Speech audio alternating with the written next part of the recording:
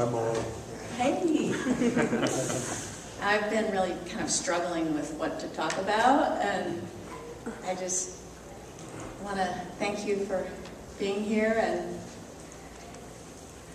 I was thinking of talking about Proverbs, but a lot of things that have been said already by you, Pastor Burmy, and by Pastor Guzan, I've been going back this week and looking at my prayer journal. I don't know how many of you keep a prayer journal. Anyone?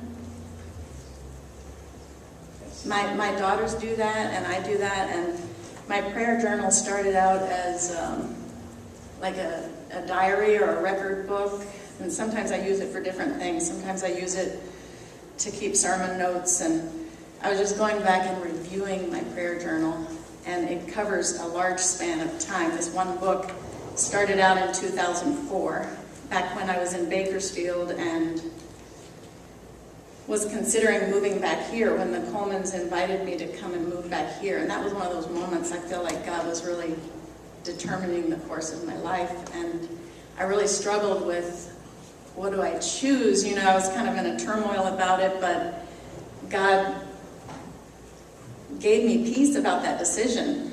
And so it's really cool having a prayer journal, because it's like some people, even Christians, tell me they have trouble with prayer. And writing down your prayers is one way of just like laying it all out before God. Just diagram it, write it out. It doesn't have to be neat, but you can just get everything out there on paper.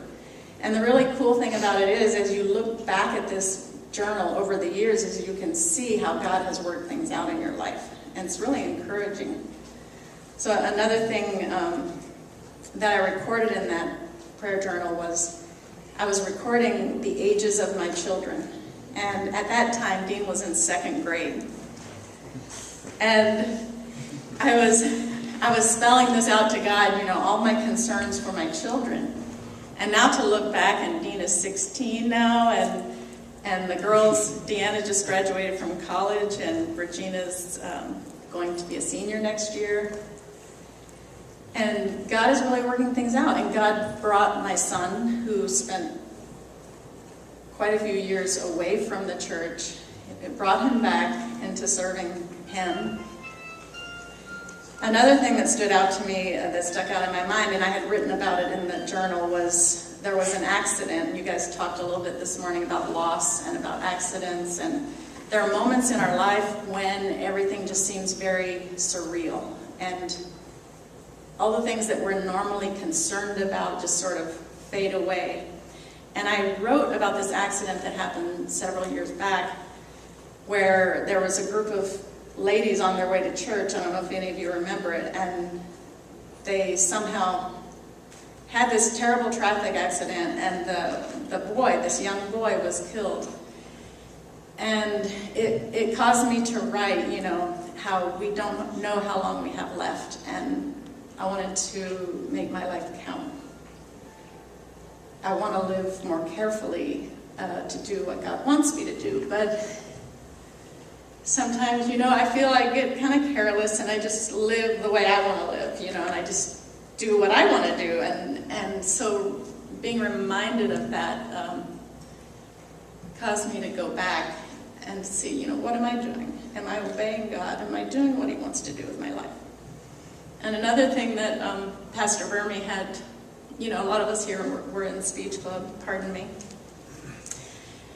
But Pastor Burmy's encouraged a lot of us to speak, and I did some, and then I told him, you know, it's too much for me. I feel like I'm a single mom. I'm going to work every day. I just feel like it's putting too much stress on me to have to think about what to speak about. And so for a long while, he didn't put me on the schedule, and I told him recently, it's okay, you can go ahead and put me on the schedule. And actually, I've enjoyed hearing a lot of you, other people speak, and I feel you have a lot to contribute. So, you know, feel free to talk to Pastor Burmy if you want to speak. Is this an advertisement? But we have a song that goes, yes, Lord, yes, Lord, yes, Lord, yes. you know? Yes. And we sing that song, but I was saying no.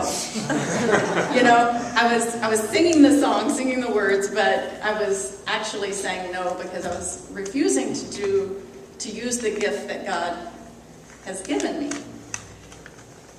So, you know, I had my excuses, but, you know, I've just had to come to reality about that I need to obey God. And another thing that I spoke up and said I would do is to help start a youth group in our church. And it's not easy because a lot of us come from so far.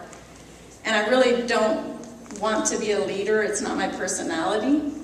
But I was procrastinating on doing anything about this for a long, long time. And I realized by my procrastination, I am refusing. I'm saying no, you know, I'm dragging my heels, you know. So I realized that recently, and I just said, you know, I need to do something. You know, it may not be a huge thing, but I just need to step up to the plate and do what God wants me to do.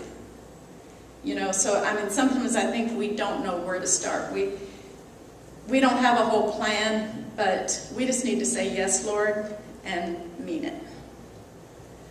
So that's all I'm going to say. I want to thank you for letting me speak to you, and I just want to encourage any of you, if you haven't tried it, to start a prayer journal, because it was really great to go back and read and see how faithful God has been and how He's brought us through these years and really blessed us. Thank you.